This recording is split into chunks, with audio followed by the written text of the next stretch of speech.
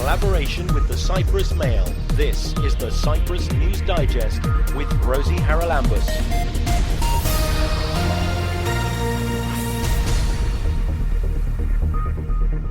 Coming up on this week's programme, is the much-touted local government reform bill ever going to get through Parliament? Well, we thought it had, but the President has now refused to sign part of it, so we're back to square one.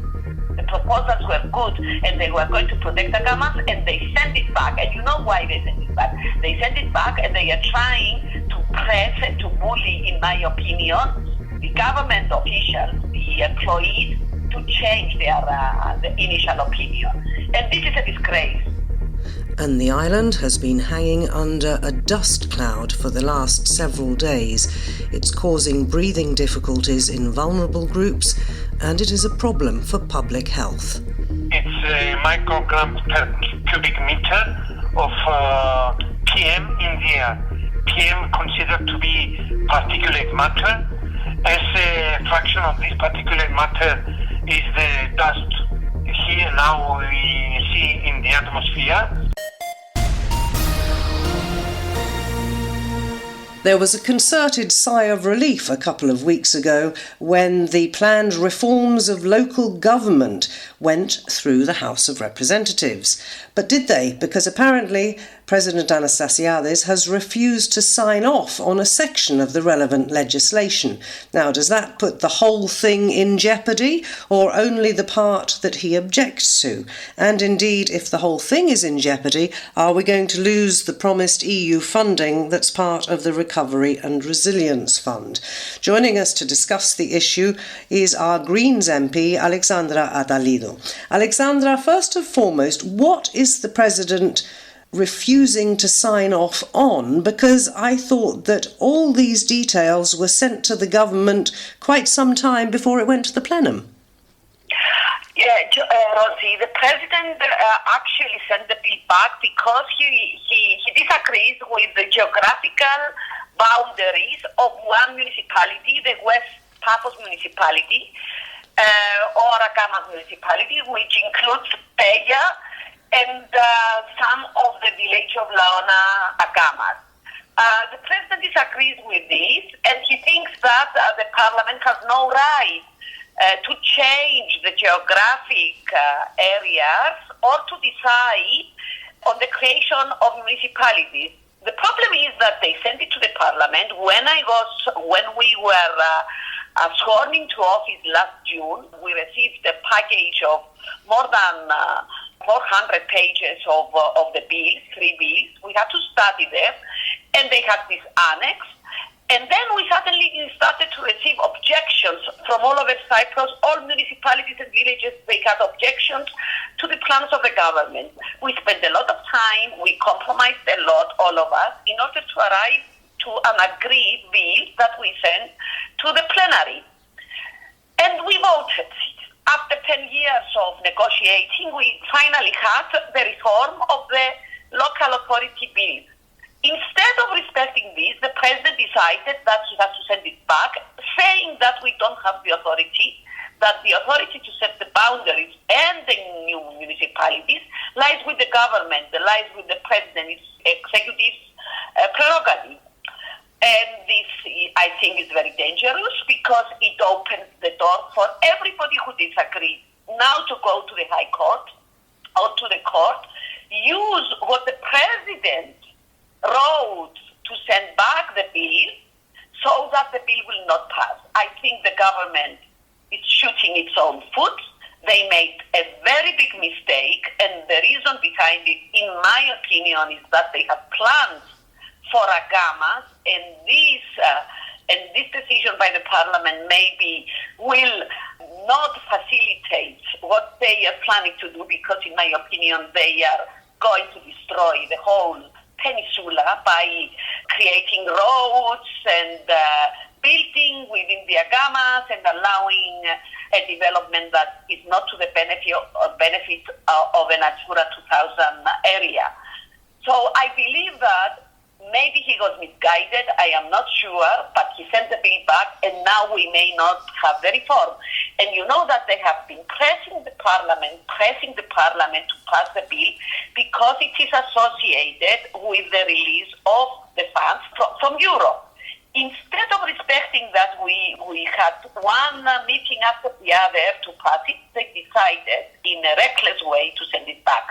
In my opinion, the legal advice on which they base the referral of the law back to the parliament is selective.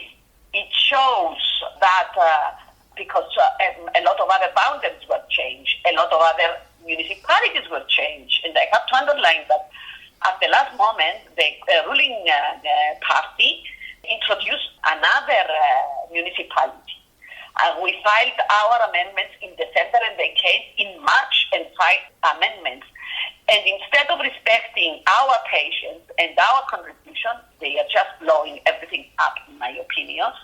And we will see what the plenary will decide. Now, it's been reported in the local press that the amendments were actually put in on the day of the vote in the House plenum.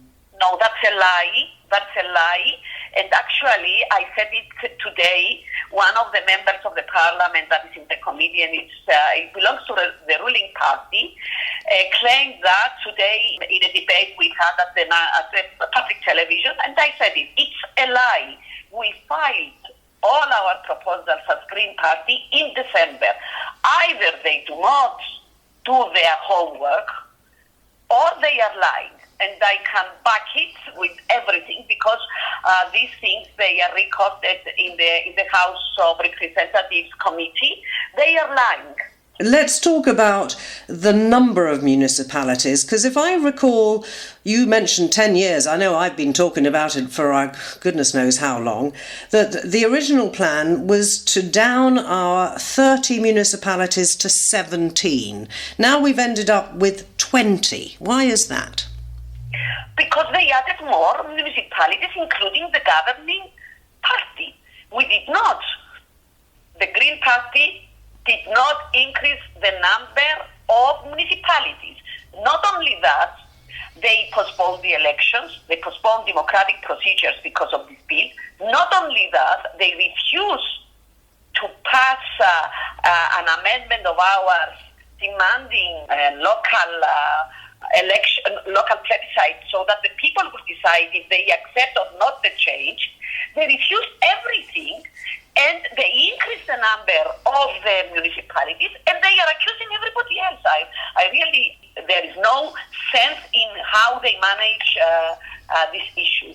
All right, you mentioned a plebiscite. I mean, I thought all along that the most silly suggestion was to hold an island-wide referendum among all these small villages and communities to see if they thought this was a good idea, because it patently is a good idea to cluster municipalities together so that they can be financially viable. And at least now we're not, I think, going to have those referenda, are we? No, we are not going to have a referendum, but I have to tell you something about this. In my opinion, and this is mentioned also in the charter for the local authorities of the European Union, when you change municipalities, when you merge municipalities, when you do a reform, you have to pass it through a debate with the citizens. The government did not have any consultations at local level. They employed somebody to make a study, and we know that this expert, he did studies for municipalities afterwards, that they were countering his first proposals. So in my opinion, the whole management of this lacks in transparency. They should have the different scenarios to the public and the public to decide, because if you say to the public that if you follow this scenario, you are going to pay, for example, 50% less on your cleaning bills or on other taxes by the municipalities, there is not a single citizen that would be so crazy not to vote for them. But they didn't come up with these kinds of scenarios. They came up with scenarios that they only knew that they were the best scenarios. But in order to convince citizens, you need to involve them from the beginning to the end when you are carrying on a reform. This government did not do its homework. Not only that, they ignored the citizens, and then they don't give them the right to decide if they want something or not, while the previous law for the local authorities mentioned that to change the boundaries of a municipality or to create a municipality, you have to pass it by the vote of the citizens that they are affected. They don't do that.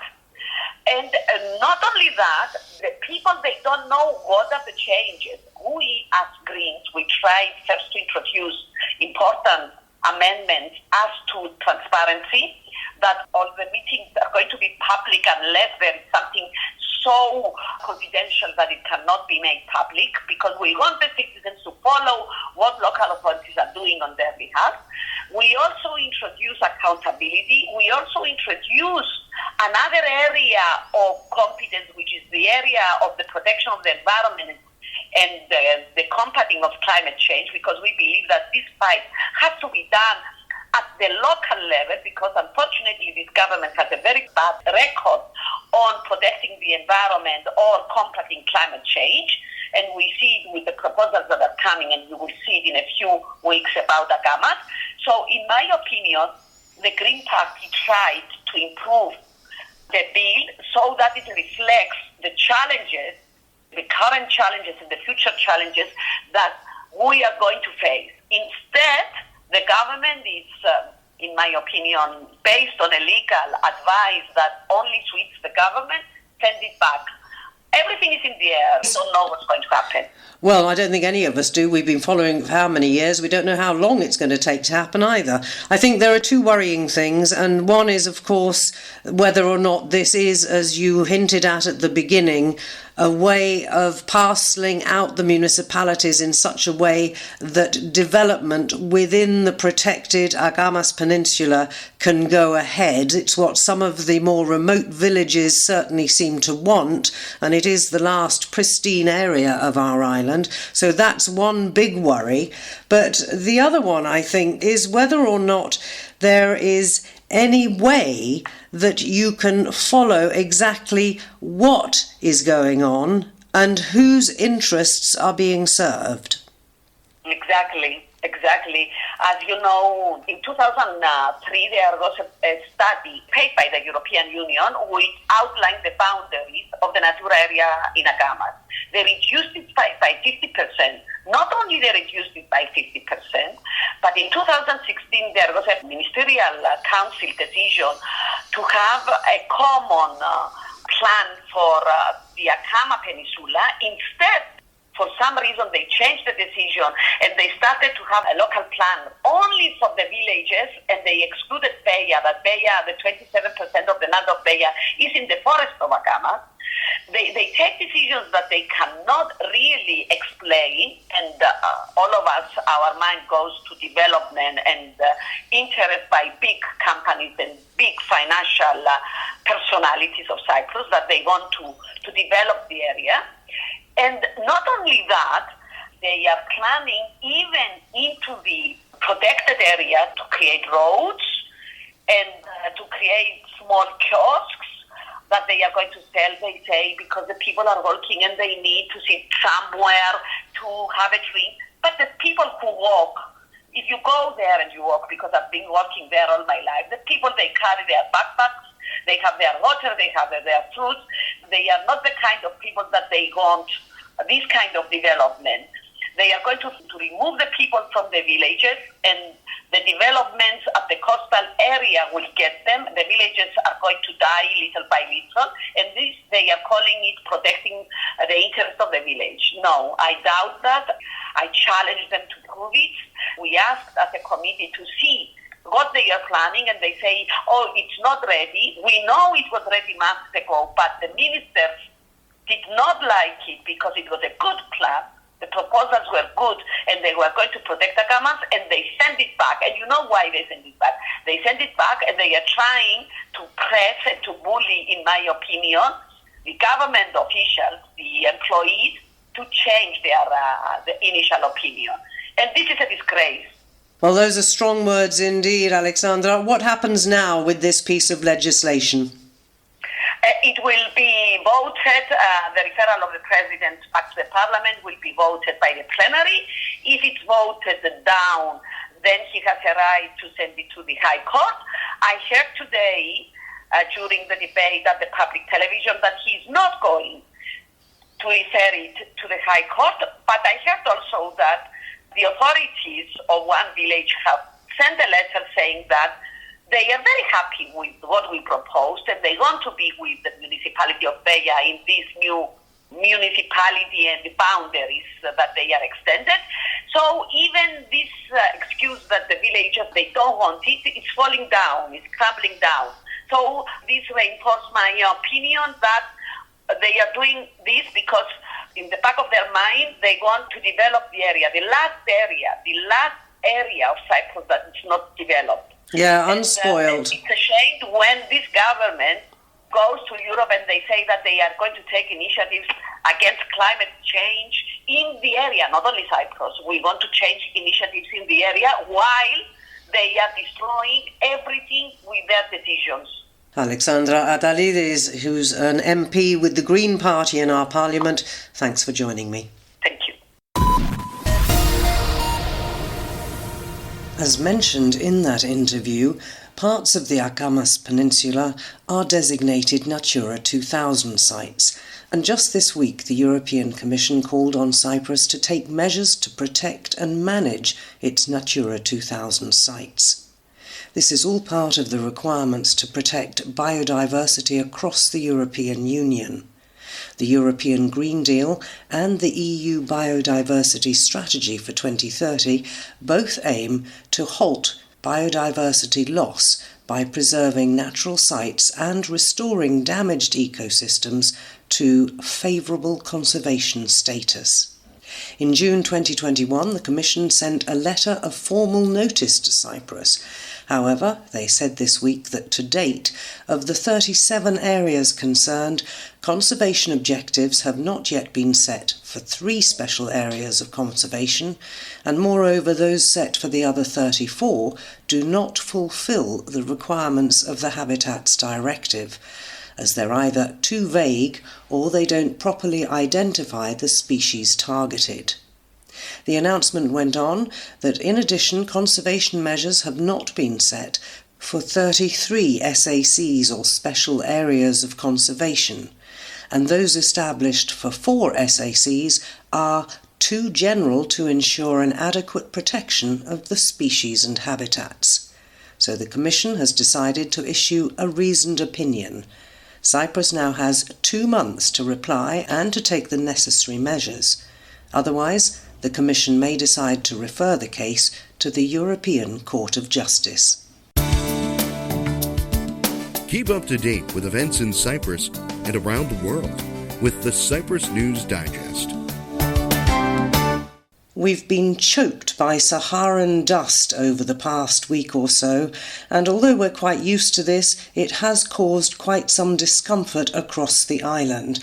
What is the importance of our air quality? Well, we're joined on this week's programme by Senior Air Quality and Strategic Planning Head at the Labour Department, Dr. Chrysanthos Savidis. Chrysanthos, it's worse, I think, or has been worse this year, at least in the last several days.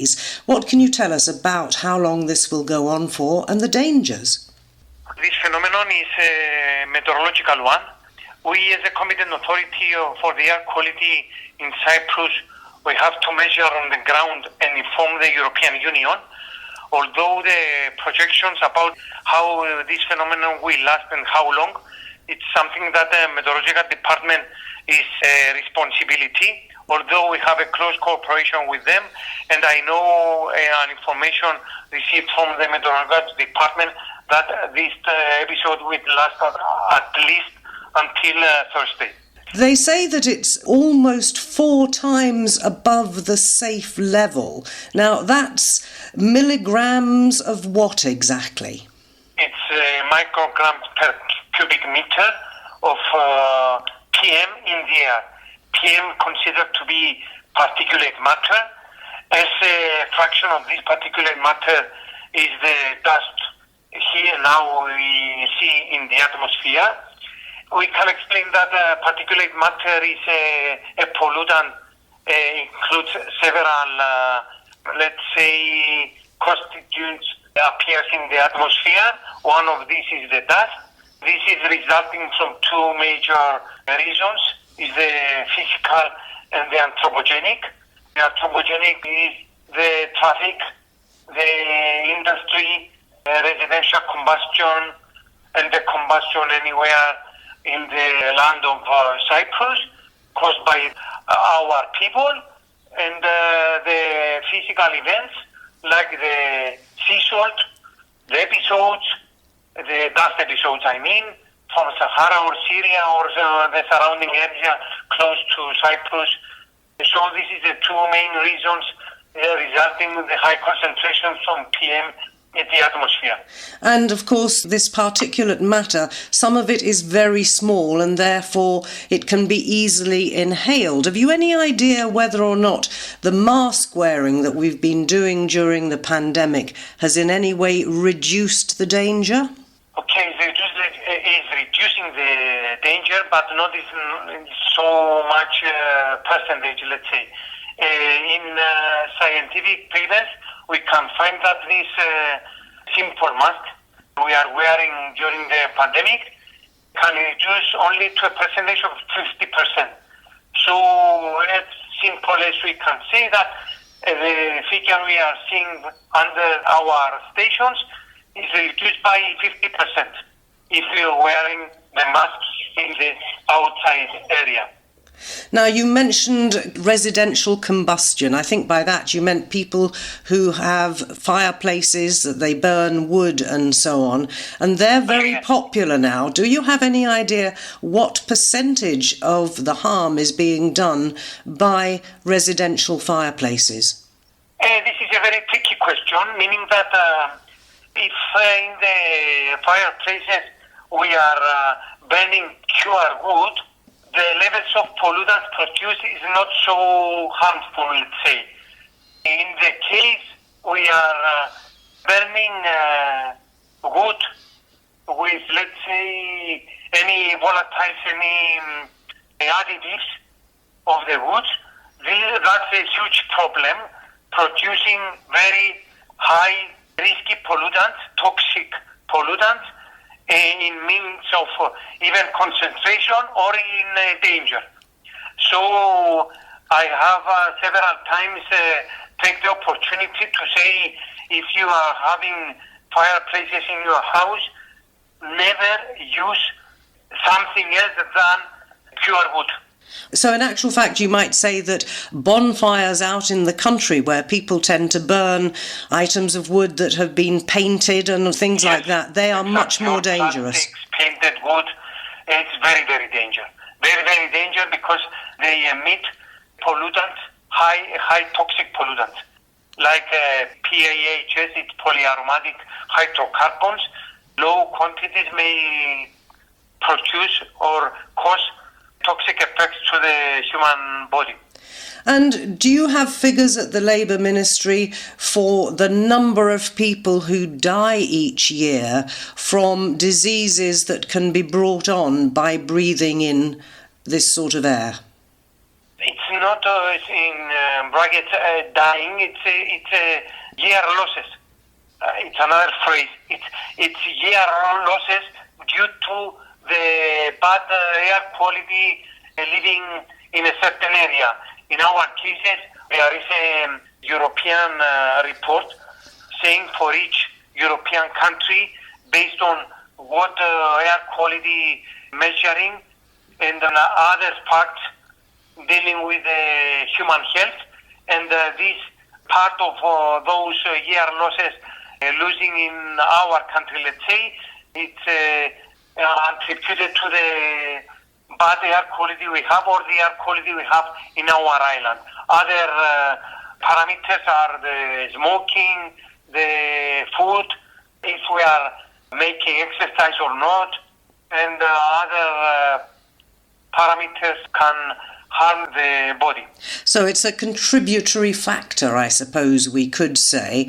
But let me ask you as well about if you're breathing in this air all the time, and particularly if you're a vulnerable person, I'm thinking of old people, children, and people who have already got some sort of upper respiratory tract disease or infection, they are much worse affected, aren't they? Of course, for sure. And that's why when you are issuing a dust episode announcement, we have a dedicated section for those people, for those group of population, because the negative effects to their health might be worse than the other people. So they have to take special attention and measures during dust episode. Now, we've also been hearing for many months now about things like asphalt factories close to communities. And when we have the sort of winds that we've been having the last several days and indeed the last few weeks, high winds must be taking that pollution much further afield. Exactly. Of course, it depends on the density and the velocity and the direction. Although, yes, the specific meteorological conditions make the situation worse sometimes, and that's why we have to take special precaution measures. Do we have any legislation in place, Chrysanthos, that sets out just how close to a residential community factories that are polluting in this way can be? Okay, tricky question. Legislation concerning the operation of an industrial unit, of course, existing, and based on this legislation, several emission limit values set for each one of these legislation. According to there is a certain annex under this industrial emissions directive and legislation, and sets several emission limit values for each industrial unit. The issue of how close these industrial units should be to the people in the residential areas is another legislation, and that's why the Ministry of Industry controls the legislation for the industrial areas and what industries permitted under each industrial areas A and industrial A and B, and there are several issues, but those two legislations previously mentioned are not taken into consideration together, and that's causing several problems. I'm quite sure it is, because I also would like to know how often these emissions are monitored. Okay, first of all, I would like to clarify that this is not under the responsibility of the Ministry of Labour, it's under of the responsibility of the Ministry of Environment.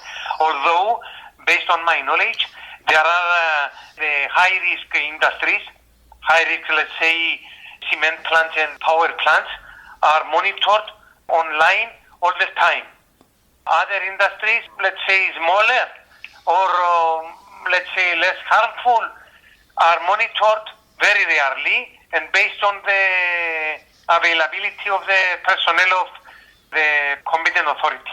Sounds to me like... But it's very rarely and causing several problems. I don't like to say that the problem does not exist. The problem exists, of course, and we know it, but the limited resources causing several problems as you describe it. So it looks to me as if what we should be looking at is how to have a digital monitoring system 24/7 across all industrial units, because that would surely play well into your measurements of our air quality. Of course, that's true, yes. Okay, I don't know, I don't want to add any to this, you already said. It's political decisions, and you know, if something has to come with this, let's say, in the budget factor and other factors, okay. So you cannot play with the health of the people, but you know that other decisions taken into other levels. So, okay, yeah, I don't know, fully agree with your statement, but okay. Well, I think what we need to also bear in mind, particularly when we think of the amount of money being spent on GESI and our national health system, that prevention is so much cheaper than cure. So perhaps the budget could be fixed so that fewer people went into our hospitals with breathing difficulties. It's been a pleasure talking to you, Chrysanthos. Thank you very much. Me too. And let's cross our fingers that this dust does diminish in the coming days. Thanks for joining me. Thank you very much. And just before I go, a very quick reminder that as life gets slowly back to normal, St Paul's Anglican Cathedral in Nicosia is holding its Spring Market. It's happening tomorrow, the 9th of April, from 11 in the morning till 3 p.m, with a food court, lots of different stalls and entertainment as well.